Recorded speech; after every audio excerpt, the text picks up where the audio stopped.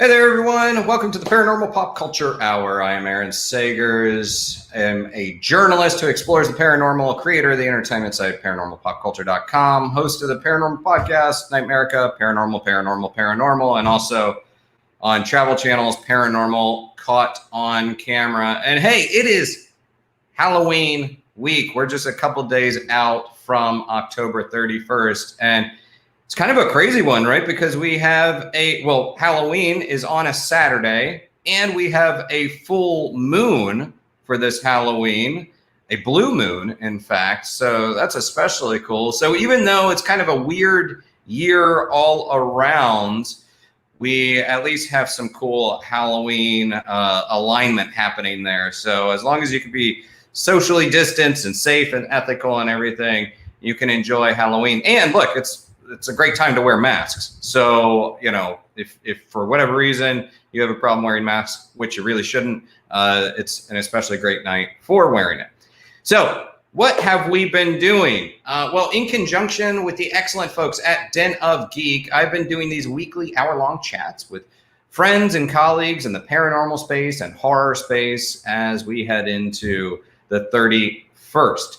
And the gentleman I have joining me today, I'm really excited about it. You know, I got to say, I am a horror nerd, and I really like, this is a great time to watch horror, but it's also sort of a 12 months a year pursuit for me and probably for many of you out there. And Shudder has been just doing a great job with their lineup of original features and TV shows and everything. And no, they're not paying me to say that. I'm actually just a big fan of Shudder, and that extends to the new movie Scare Me. It's been out for a couple weeks on Shudder, and let me give you the official logline for it. It's: during a power outage, two strangers tell scary stories, and the more Fred and Franny commit to their tales, the more the stories come to life in the dark of a Catskills cabin. And the horrors of reality manifest when Fred confronts his ultimate fear that Fanny may be the better storyteller. And this movie, it's a horror comedy anthology that never really leaves the campfire. So, and it makes sense. I mean, it makes sense, trust me. And it feels like it does feel like you're gathered around the campfire and watching a couple friends tell some stories. And the gentleman behind it is Josh Ruben. He's an award-winning actor, director, writer whose feature film Scare Me, which he also wrote, produced, directed, starred, because he needed more credits to his name, alongside Aya Cash and Chris Redd, debuted at the 2020 Sundance Film Festival. Josh has directed episodes of The Late Show with James Corden. He's done episodes of True TV, Adam Ruins Everything, and recently directed and cameoed all 10 episodes of Funny or Die and Spotify's narrative podcast, The Last Degree of Kevin Bacon, and Josh's second feature film, Werewolves Within, a horror comedy from Ubisoft starring Sam Richardson, is currently in post-production. And right now, Scare Me premiere is already out on Shudder, and it is coming soon to VOD. So with all of that said, I'm going to shut up. I'm going to bring this guy in, and I don't know, make some noise wherever you are for Mr. Josh Ruben. Josh, thanks for joining us. Pleasure to be here. I'll make my own noise. Because I can't hear anything anymore except for the voices in my head, because I've been inside since March. How you doing, man? I'm okay. Well, you're allowed to make your own noise. When you are a writer, a director, a producer, and you're starring in a film, you're allowed to clap for yourself. You're allowed to pat yourself on the back for that. Go ahead, bud. Go ahead. Yeah. There you go. Yeah. All your dreams Good came true. Then a pandemic happened. You can pat yourself. You can pat everyone. So many people are patting themselves at home under their own roof right now. Yeah. They haven't been patted since March by another human being. So I'll do it for myself. Well, how are you? I mean, I'm good. I'm good. Actually, I mean, let's start a little bit with sort of how the sausage was made on this movie, because look, there's been some interesting entertainment that has emerged during obviously horrible time, not downplaying the tragedy of this pandemic that continues to rock our world. Yeah. 2020. But it's been a horror show all its own.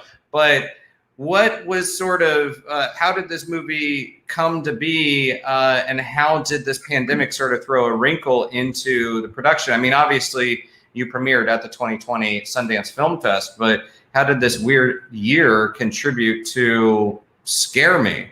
It's true, Aaron. We premiered at the last film festival ever to be experienced in person. They actually called it a super spreader event. I wonder if I kissed anyone that had the Trump flu. Can you say Trump flu on here? Anyway,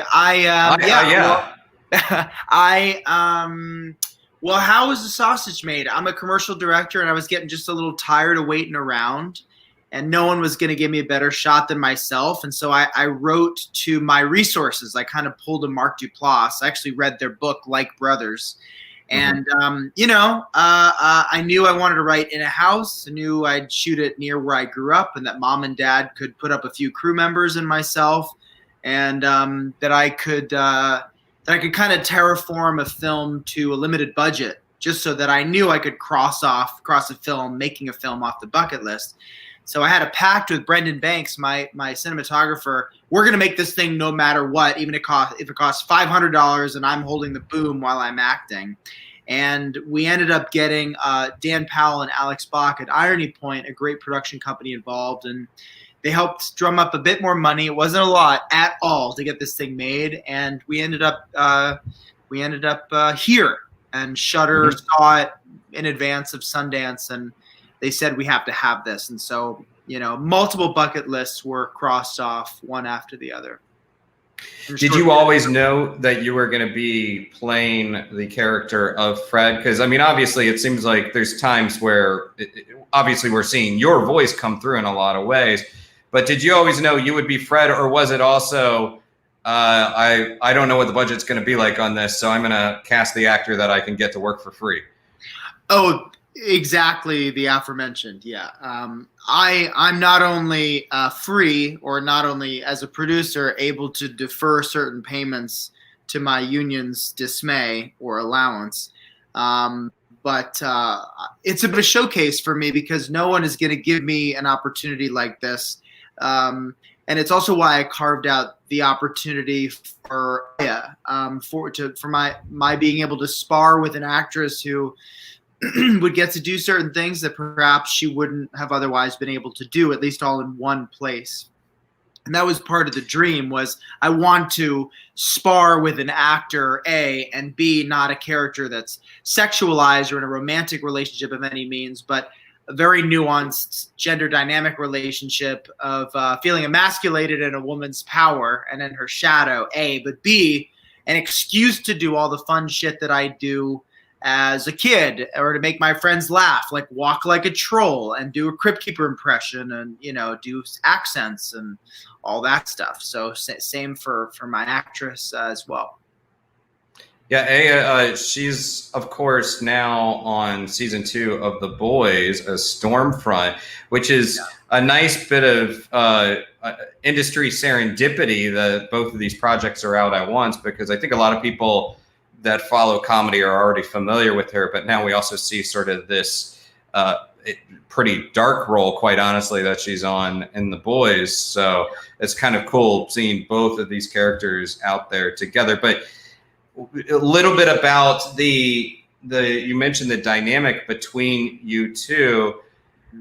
Was there any kind of special preparation for this? Did you guys already have a pretty strong relationship heading into this? We were buddies. I've known Aya's husband Josh for some time, but we hadn't really worked together. I did one, just totally by coincidence. I did one day on You're the Worst, and we had actually a quick scene together. And just seeing how wonderful she was to her crew and how kind of easygoing she was, I already knew she was chill. But I didn't really know her too well. We were friendly, and the prep was, we didn't have a lot of prep. The prep was, I went to her place in Brooklyn and we read through the script, and then I left, and then she showed up for a one-day rehearsal months later, or I guess a month later by that point, and we just dove right in. Yeah, and okay, so when you were doing those read-throughs, because you do get this sense as each of you it's a bit of a throwdown, a storytelling throwdown, but you're also leaning on one another during these scenes. During your read-through, were you actually acting out any of these stories, or was everything just sort of organically happening on set? We were trying stuff out for the read through. Like Aya wanted to try Fanny as a Russian, and I thought that might be too much to do for an hour and 40 minutes. But why don't we make Grandpa Russian? And I think there were a few things. I can't remember if by that point, I think by the time we read through, Fanny was going to tell the Grandpa story, but there were different iterations. You know, I didn't know if Fred was going to tell that story or she would, or if she would be the troll. It was kind of a bit of a scramble. So she would try stuff out and I'd play a bit, but we honestly just, we dove in. That's what's so great about this entire cast. All of us have had live performance experience, specifically with Chris and Aya being on SNL and From the Theater World, respectively. Yeah. They make bold choices and they're both unafraid of making asses of themselves. And the same thing with, Becky Drysdale plays Bettina. She comes from the live performance world and is just so funny and just so down. Like, I don't care. I'll play it big and wild. And that was what was so great about it. Yeah. Well, and you mentioned, I believe in your director's statement, classic movies like Tales from the Crypt and Cat's Eye, or Tales from the Crypt, the TV show, Creep Show, Cat's Eye. Yeah. Why are anthologies so appealing to you as a storyteller, but also why are they pretty great material to mine for a horror movie? As a storyteller, I think I like anthologies because I'm lazy. I think honestly, I think it's the same reason why I think it's so great to mine for horror, is because it's there's a great inherent rate of change in anthologies. So if the witch story is boring, you get a gargoyle story. If the serial killer story is too scary, you get something a little brighter with the demon story. You see this still to this day. I haven't seen Mortuary Collection yet. I'm dying to see that. But you see it even in the VHSs. When some don't hit, others do. And I think for my brain, I'm kind of easily distracted. I like a high rate of change, and that's what's so exciting to me about writing in that space, sure, but also watching it. I love Cat's Eye. I love John Carpenter's Body Bags. I love all the bright 80s horror that we grew up with. I mean, Fright Night and Lost Boys and, Tales from the Dark Side, I think was the 90s, but all the fun stuff, Nightmare on Elm Street, especially the later ones where stuff was brighter and funnier and the line between horror and comedy got blurred a bit. It's just, it makes it more of a fun ride. And yeah. Oh, go on. Well, that's what I love about it. And you have some of the, and I'm noticing now that I did not close my blinds, because this is an almost professional podcast. The sun is going to be moving down. So. It's okay, it's getting darker here in New York. Yeah. Well, the Tales from the Crypt. Obviously, you do a great Crypt Keeper impression in Scare Me. I'm guessing this is not the first time you've done that. Oh no, I was obsessed with that show. I would make my poor cousin Dan watch it, and he was terrified of the intro. But yes, I was obsessed. That's another anthology. Was this? You mentioned that this is a chance to create a showcase for you as an actor as well, and do what you want to do, but as you were sitting down to write this, were you like, okay, I got to get in my my Crypt Keeper impression. I got to get in my good Gollum. I need this to be a tight reel of all the impressions I can do. There was a little bit of that. I mean, rather than being super on the nose about I gotta make this my Sid Caesar audition, more important was was nailing and getting across the nuances of the stuff that I do to make the people in my circle laugh, and the stuff that I find amusing, my own bizarre behavior, even the narrating of footsteps. It's some odd thing. It's a version of what I've done when I've been by myself. So to be able to do that and to do it in such a way where people can kind of go, it's been fascinating to hear, wonderful to hear fans be like, oh, I felt like I was there. I felt like I was actually in the room. And part of that is Brendan and our setting up the camera a certain way, but it's also really doing what I've done to a degree. I'm heightening a bit, but really committing to the stories and then emphasizing them with the sound design is just the icing on the cake. There was a piece of it, sure, that was like, this is going to be my vehicle because, I've been auditioning for years. I've auditioned for SNL. I was on Studio 8H. Tons of movies and TV shows. And, I remember actually being really disappointed I didn't get a speaking role, a small speaking role in The Happening, as in M. Night Shyamalan's The Happening. I'm just remembering this. And being devastated that, Stephanie Holbrook wouldn't cast me, or I guess it would be up to M. Night. But anyway, there's just been so many disappointments and close calls along the way that by the time that I'd directed a ton of stuff and I knew how to do the thing and to do it properly and professionally, I was like, oh, hell, let's just make it. I mean, Mark Duplass keeps talking about it. So, again, here we are, and thank God it kind of worked out.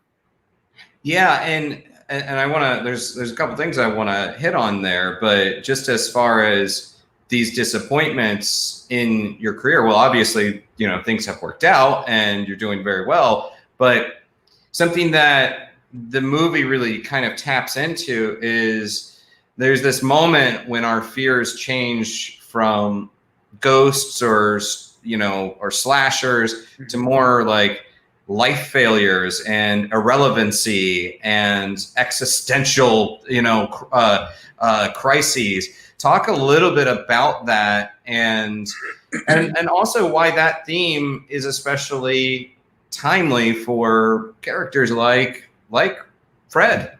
Well, I wrote Scare Me very quickly, and I think it got made very quickly because it touches on some relevant stuff. I wrote it at kind of the beginning of the Me Too movement, or when things started to really pick up, after Aziz Ansari had kind of been outed, regardless of how, politically, where the hell that netted out and what people think and what really happened. That was where I got probably the most angry and the most impassioned, was like, really, is there anybody who's not cool? And I was having a lot of conversations with women in my circle who had been taken advantage of by men in their life or men in positions of power, and also listening to myself and my entitlement as a white privileged, American 30-something male, when I feel privileged or rather entitled to people's success. And that being a very specific and interesting, icky thing when it comes to genders and to feeling entitled after you've been lifted up and given everything your whole life, feeling entitled to a woman's success. So that kind of confluence of stuff, I think, in writing it and wrapping that up in the anthology movie or the genre veneer is why it got made so quickly. I know Fred's. I know that type of psychology and who that person is. I've worked with them very closely. I just got excited in a morbid way to explore all of the above. Yeah, and I think it's fascinating because there is that sense that some guys kind of feel, rather than, it's sort of a version of the biological clock, I guess. They feel like their path to success is just ticking away, and yet the character of Fred remains more or less likable. I would say that he's pretty likable, with some big asterisks there. But did you ever find yourself going a little too dark with Fred, where you had to pull him back because we were losing that likability factor. Not on the not on the shoot itself, but I actually shared the script. My team shared the script with Ray Mansfield, who is an investor at QC. He was early in on Get Out and Black Klansman. And we went to Ray for money, and Ray said, I'm not going to invest in your movie, but I have a few suggestions. And that there was an earlier version of the script. I think it was as late as October, the October before the January we shot, where Fred was a conveniently light switch psycho. It just, I just sort of was like, oh, this will be fun. He'll just sort of become, he was this slasher the whole time. And, it's just going to be that easy. And then have Fanny kill him and put him in the back of his own car, or Bettina's car when she wasn't, something like that. And he said it's more interesting to make it a gray area. It's more interesting to think about the positions a lot of women find themselves in at the end of a night, where they don't know whether this guy is going to make a move or take a swing or this, that, and the other thing. And that inspired where we kind of got. And it was part of the wonderful serendipity of having a woman producer, Alex Bach, to sort of go, when she's shepherding and championing this movie, to go to investors like for Post, or to go back to investors who'd previously invested and said, as a woman, what this is going to do, this is going to give an image and a scene to this position that people like me have been in, where we don't know what this strange dude in a house at the end of the night, when alcohol and bruised ego are involved, and how deadly of a cocktail that can be. And I'm so glad that, though I was resistant to Ray's initial suggestion, that we went the route that we did, because I think I've gotten criticism for the ending, but I've also gotten a lot of people going like, okay, I did not know that was going to happen. I think some people probably think like a Cthulhu is going to pop out of the floor and something will truly manifest, or, whatever, Fanny would turn out to be the light switch psycho, and, she'd be one of the writers who has to write what she knows. Those Tales from the Crypt like story tales we've seen before. So I'm thrilled we went the way that we did. Yeah. Well, and you do have another character that comes in. Well, as you mentioned, you have two characters, but Chris Redd plays Carlo, I believe, and he kind of makes an entrance and sticks around for a little bit. He does kind of add an extra element of comedy to this, but was there ever a moment where you were concerned that he would throw off the dynamic a little bit of these two people? I mean, why is that? Why is his character so important to the proceedings? He might have been another suggestion from Ray, actually. I think originally the script was just the two of us. I think it's been a minute. And I think he was the one to suggest, by page 35, if these two are just going to go back into the room and act out another set of you need some new energy. And I thought Bettina, I think, would be enough. And so I thought, well, why the hell don't they, they could order food and, somehow inexplicably in this power outage and in this blizzard, food could make it to the house. So I wasn't worried about him throwing off the dynamic. In fact, he's supposed to. I think it only helps compound where Fred's psychological fracture goes and justifies it. He not only lacks insulation in the face of Fanny and her talents, but he's now ostracized. He's now third wheel. How terrible. And watching someone who doesn't have to be a successful author or make a lot of money, who's a delivery person, to have the most confidence in himself, to be charismatic and charming and talented in a way that he wishes he'd been up until this point. And he's watching this person he's admiring and in awe of take off with him. Yeah, there's a certain irony to it that from my viewing, it's like a guy that's trying to escape his life, but even in his escape, he's an outsider. Like he can't even own his own sort of personal escape. Well, there's another character that is the character of sound design, which plays such an important part in this movie. And I have to say, for anybody out there, and by the way, if you guys have questions, lay them on me and I'll throw them out there to Josh. But the sound design, I think there's that real possibility that when you start playing with certain effects or certain elements of this in this kind of bottle movie, it can take you out of the action, but it doesn't. It really only enhances it, and it's so effectively executed. Just talk a little bit about the development of the sound design and what you were going for, and then what essentially ended up happening.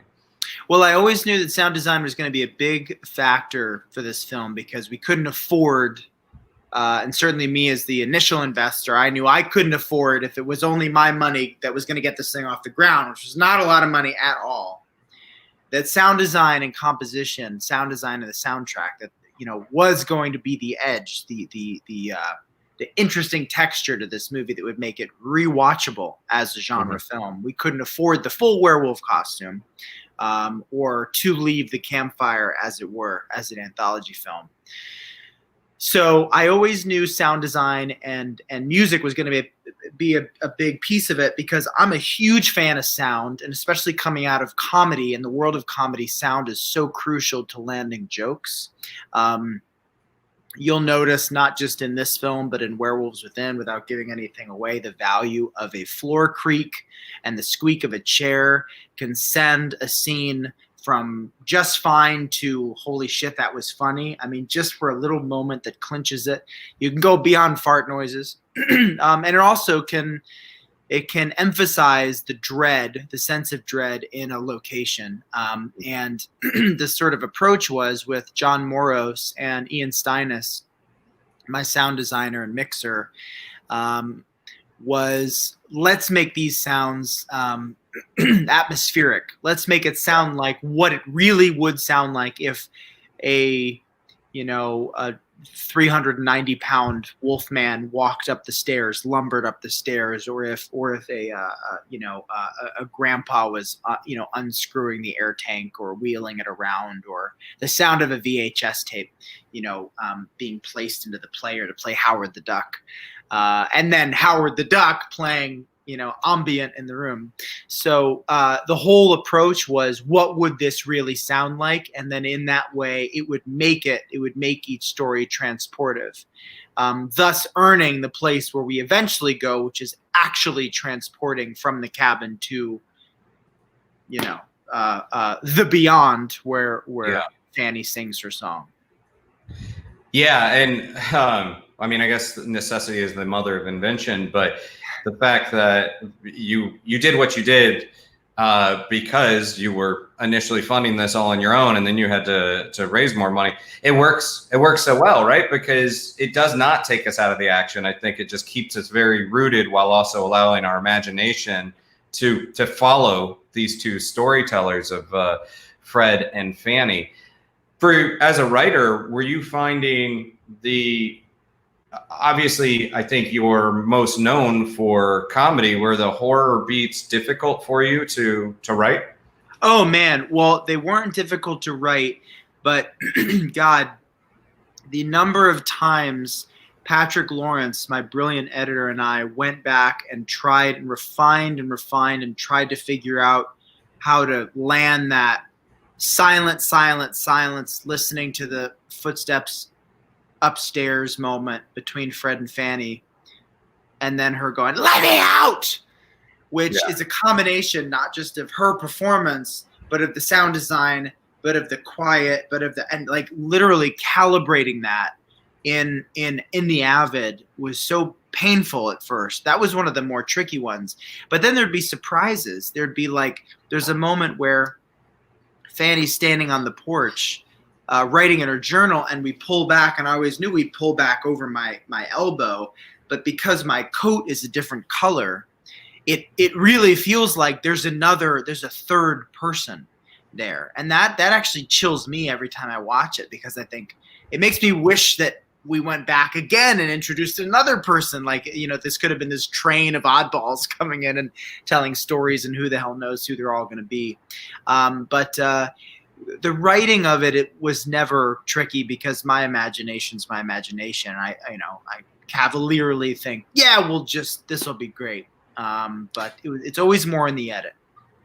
Well, yeah, I picked up on that too with the coat color. You really do. It toys with that expectation of like you do think there's another person that's emerging on the in the scene there. The Are you? I guess I'm assuming you're a big Stephen King fan. Oh yeah, huge. Yeah. I mean, again, Cat's Eye was such a big influence on me. I mean, so was like God, even the more obscure films, not just Creep Show, not even just Stephen King's performance in Creep Show, but but like Sleepwalkers and Carrie and God, the original It, the new It, every one of his books, and Bettina, she is a character of Derry. She is meant to be a representation of Stephen King's world. That's a character of his universe for sure. And I think one person was like, "Is Bettina inspired by?" And I said, "Yes, she is." That was, the dream of dreams was okay. Kathy Bates come in for a day, put on the gross teeth and the big coat, but she's essentially Annie Wilkes, driving a cab. I'm going to say just a shout out to the King Cast, which is a podcast that love buddies of mine does. Yeah, my buddies do it, Scott and Eric, and I would listen to it even if I didn't know it. It's a great podcast. It's such a great show. Yeah. Yeah. Well, it does feel like your Jack Nicholson impression gets a lot of play in this movie too. Masterful effect. I quite enjoyed it. How much of? I guess let me take that question in a different direction. This notion of the secluded writer and the long shadow that The Shining casts, both the book and the movie. Other than it being an excellent story, why do you think that is such a territory that the horror genre likes playing in? That's a sandbox that people like to go to. Specifically, the celebration of a man's like mental state in a cabin or in one location. Yeah, well, and then also a writer, an aspiring writer at that. But just all of it together. I mean. Well, the writing thing, I'll be the first to say, I think it's the most relatable probably for a writer to write, and why you see so many writing characters in horror. But it's also lazy to that degree because it justifies a certain behavior and I'm saying this as someone who, again, two of his characters are writers with the third and fourth wannabe writers, but it justifies a certain imagination, a certain behavior, and I don't know. I think between the writer and the actor, of which Fred is a self-proclaimed both. There's just something about it, I think, in the creative field that it's both a write what you know thing. Like that's what I do and justifies why I'm weird, why I talk to myself as Jack Nicholson or as a troll or, do all the weird things I do. But also, I don't know. There's something about it that just jigsaws quite well with the genre. And, I'll just say, that theoretically, sure, it's my homage to Stephen King, but I think it's just laziness. I just wrote what I knew. Oh, he probably is making ad money, but he wants to be creative and blah. Here we are. I think it justifies the freedom to be able to go to a cabin for a few days. Like, it couldn't be a cop unless he was, maybe ousted from the force. Although that'd be a really interesting idea if it was someone who had nothing to do with the feelings. Fred should have been a cop. That's what I'm saying. Well, I mean, I think. Well, first, have you ever done this? Done the cabin writers retreat type of thing, isolation? I've done versions of it. The room I'm in right now, my sister built a loft over my parents' garage, and that's kind of that. It's my creative space where I've prepped the films that I've done, a couple of shorts and stuff, but never. I don't think I've deliberately rented a place just to finish the thing, but I'd like to. And I mean, I'm not a screenwriter, but just even as a journalist and doing long features at times, there is that element of no matter how big your last thing was, there's always that sense of, for me, maybe I'm unique, of failure or that imposter syndrome that sets in. Yeah. I don't know if that, do you think that's also maybe part of the appeal of the writer character, that we all kind of feel like this is the moment where we're going to suck or we don't have the juice anymore? I think, well, everybody has that. You have that if you're the, the manager at Best Buy, you have that. I'm going to suck, when I try and get everyone to put their hand in the middle and do the whatever, the daily patriot chant for our company. I used to work at Best Buy, so that's the first reference I had off the top of the dome. Everybody has that, but it's definitely specific and specifically, I think, relatable probably to the masses as an archetype. And certainly is, again, it's relatable. I feel more comfortable writing those characters than I do, perhaps others. So it's, again, it's a bit out of laziness. I slammed this one out quick. Yeah. There's it seems like a lot of little Easter eggs here, but are there any that you feel like people have not picked up on yet? Like any little nods to the horror genre? I'll say this. There's two that are so obscure that I just have to make public. And one of them is a reference to National Lampoon's Christmas Vacation, and another is Defending Your Life with Albert Brooks. The Christmas Vacation both of them are extremely specific, and no one would ever pick it up. It might be subconscious. This is the result of being a film kid my whole life. I mean, watching movies and hardly having friends. So National Lampoon's Christmas Vacation. Fred's delivery, my delivery of the werewolf, is a big werewolf, it's tall and it's big and it's this and it's that, was basically my copying Chevy Chase's articulation of him wanting to kill his boss. That no good lion, snake sucking, he's big, he's 10 feet tall, 10 feet wide, for whatever reason. That delivery and Chevy Chase's performance in that movie, for some reason, in the back of my mind, stuck forever. I'll give you a horror one eventually. Defending Your Life, after Fanny barfs over a crowd of 30,000, you hear one crowd member go, "Oh my God!" And that's me on an iPhone. I had Patrick, my editor, lay that in. That very "oh my God" is me copying, for whatever reason. This was the thing about sound design. I thought this was super funny when I was a kid. I was watching Defending Your Life, and when Shirley MacLaine, for those of you who know the movie, appears at the Past Lives Pavilion, one of the old people, ambient in the room, goes, "Oh my God!" So there's two spiritual Easter eggs for you, you 80s, 90s kids.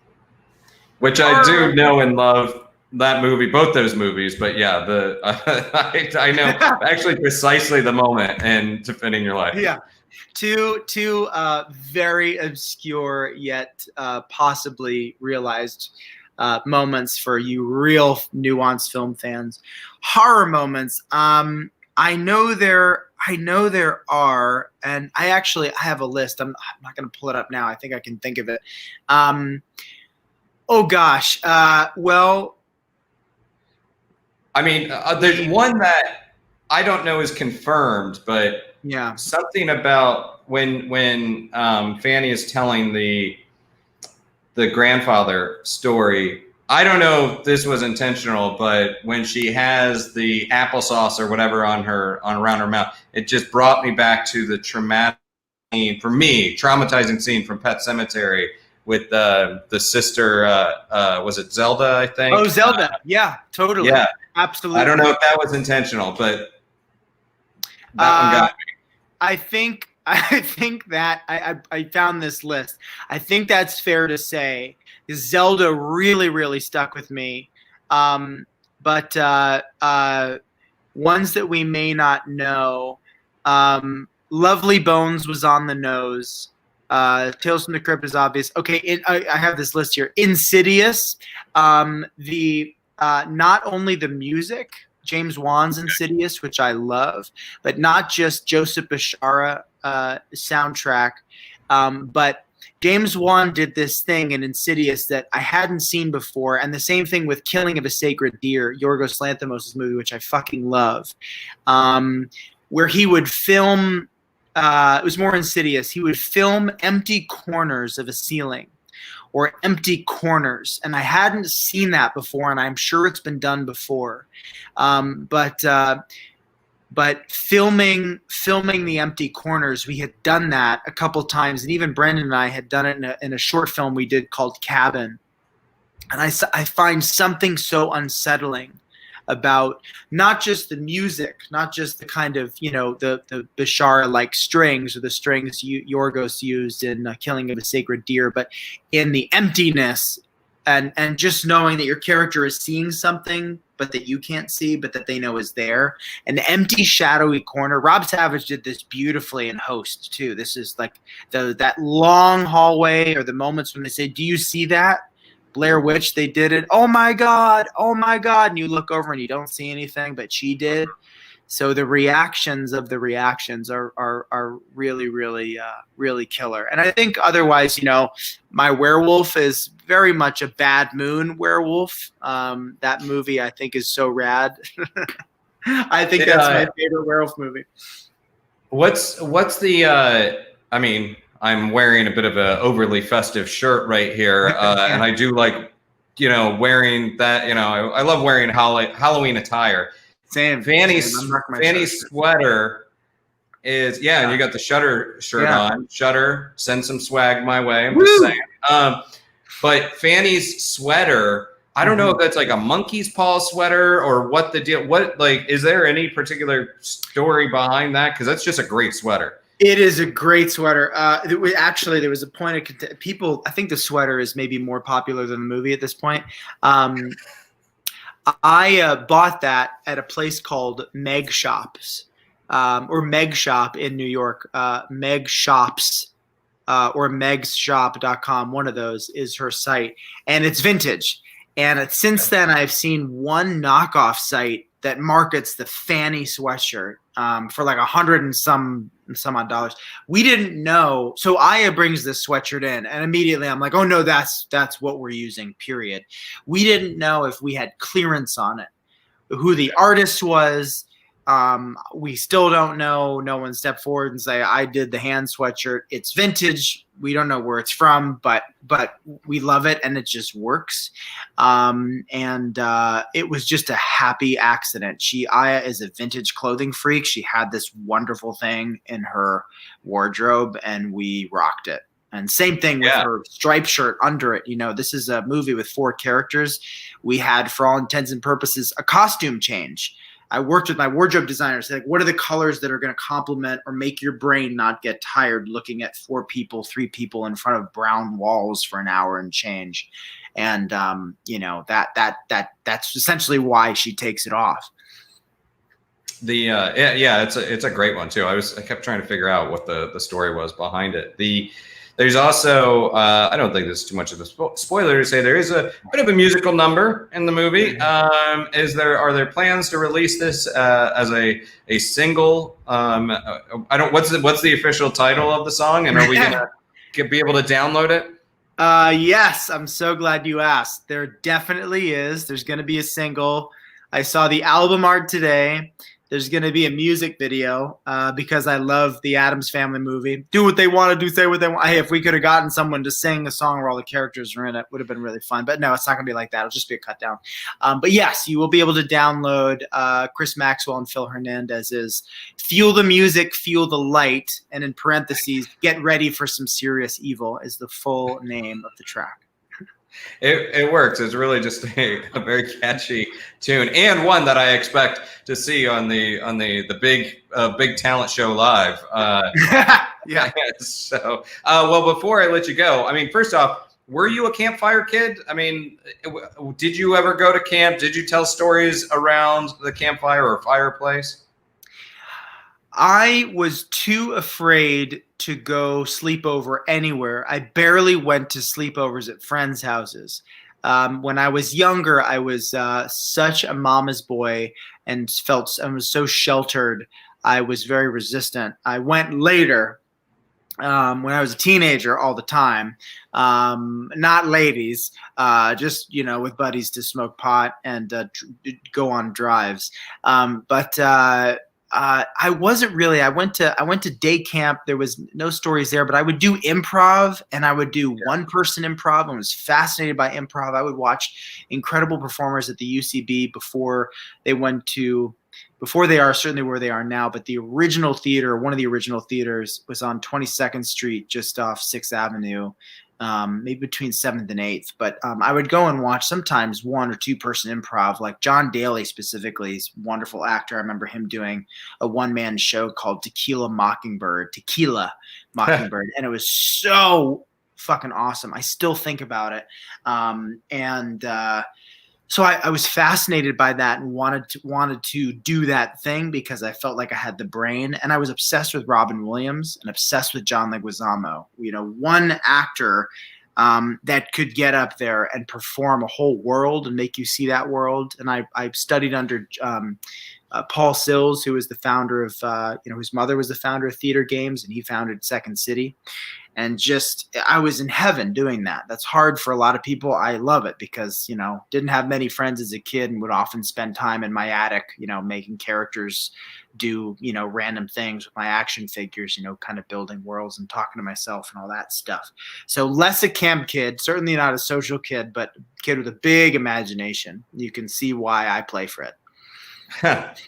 Well, a lot of the movies, a lot of those anthology movies out there, I don't know, even with this, the small vignettes, there are these iconic scenes, iconic moments, whether it's a cat or a troll sucking the breath out of a child, or for me, it's something that disturbs me to this day. I think it was Creep Show, the cockroach vignette at the end of Creep Show. I think that was Creep Show. That's so familiar. And I think it was the Romero Stephen King. That's Creep Show, right? So anyhow, what for you? What's the iconic, the moment that just haunts you from a horror movie, from maybe even an anthology horror movie to this day? The scene, the moment, the thing that still lingers in your brain and kind of comes out at night. I mean, there's 2. We already talked about Zelda. That was a no-brainer. Pet Sematary is still unsettling. And it was just on the other day, like on TBS or something. And it's still got this unmatched dread. I don't think there's another film. There's probably some Lars von Trier film, I don't know. Antichrist is unfair. But I think Pet Sematary is unmatched in its dread. And Zelda for sure was unsettling. But I think the cat's eye goblin in the wall, because I was a kid who, was just with a big imagination, but to be alone in the room and looking at the shadows and hearing the things and having a cat, loving cats as a kid, imagining something coming out of the wall and trying to take my breath away, I think was that really, that one messed me up. I still think about that. Yeah, I think I'm very much on the same page as you with that. Yeah, and man, Pet Sematary is just such an unrelentingly dark book that the sense of dread in the movie is one thing, but the book book is relentless. Yeah, I mean, I read that recently, and the personification that he gives the undead, that demon, that Wendigo or whatever that possesses them, that such a vile, ghoulish piece of shit. It's just so great. Oh man, and so scary to imagine. Toddlers talking like him. Yeah. Do you have a Halloween movie that you're going to be watching this year? Anything you're going to be tuning into on the 31st? On the 31st, that's a really good question. There's a few that are on our list. I haven't seen Werewolf in London probably since I was 5 or 6. So there's so much I'm excited to check out and revisit. I also haven't seen Near Dark ever. And I know that's actually controversially hard to find. And I also don't think I've seen The Howling, and that one is available to buy or to stream somewhere. So I'll be checking one of those out, hopefully.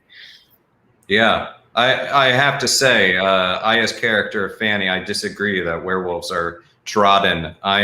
Give me more werewolf content, which you're going to, which you are doing. So I appreciate that. We will. You know? I hope you like it. We got to hop back on and talk about it when it's out. Yeah, dude. I appreciate it, and I appreciate your time. And before I let you go, let me just say, like, we had people tuning in from Hawaii. Hey, Jackie, thanks for tuning in. Hawaii, and then also from England. So we got Wayne from England. So we're covering a lot of time zones there. So we appreciate people sticking around for this.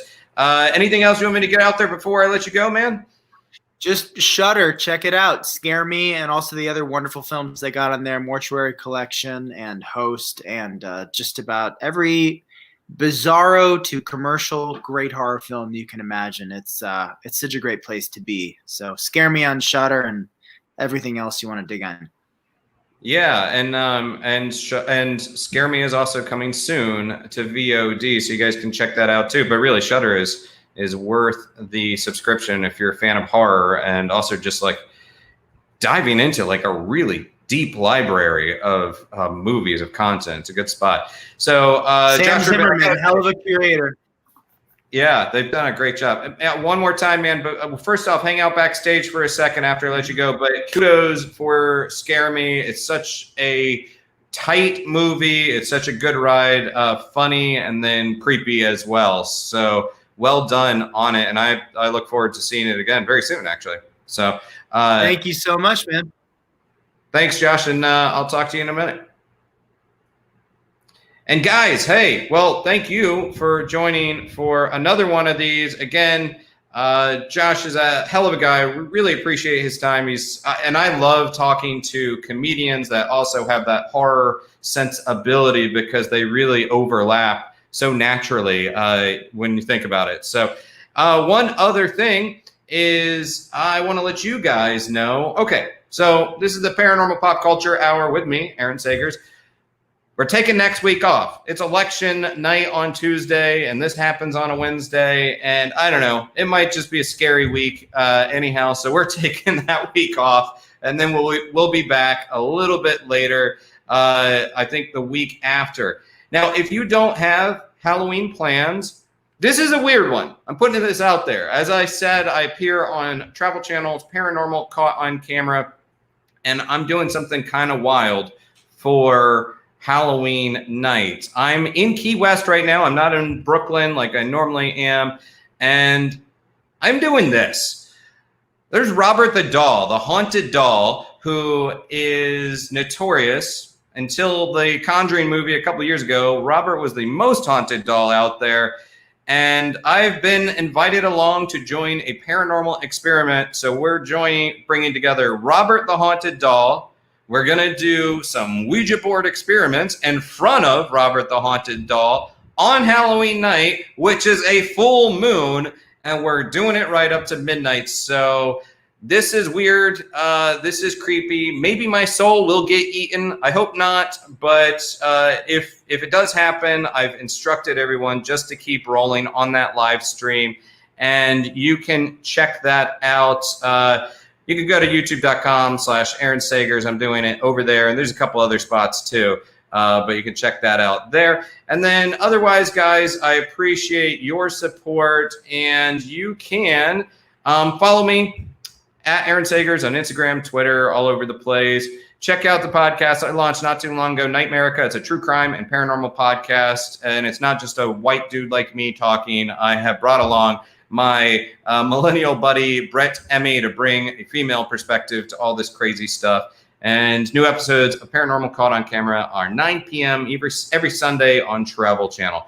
So, guys, you are great. I appreciate you being there. And thanks for hanging out for another Paranormal Pop Culture Hour. Check out Scare Me on Shudder and check out all the other good stuff on Shudder. So you guys have a great and spooky Halloween.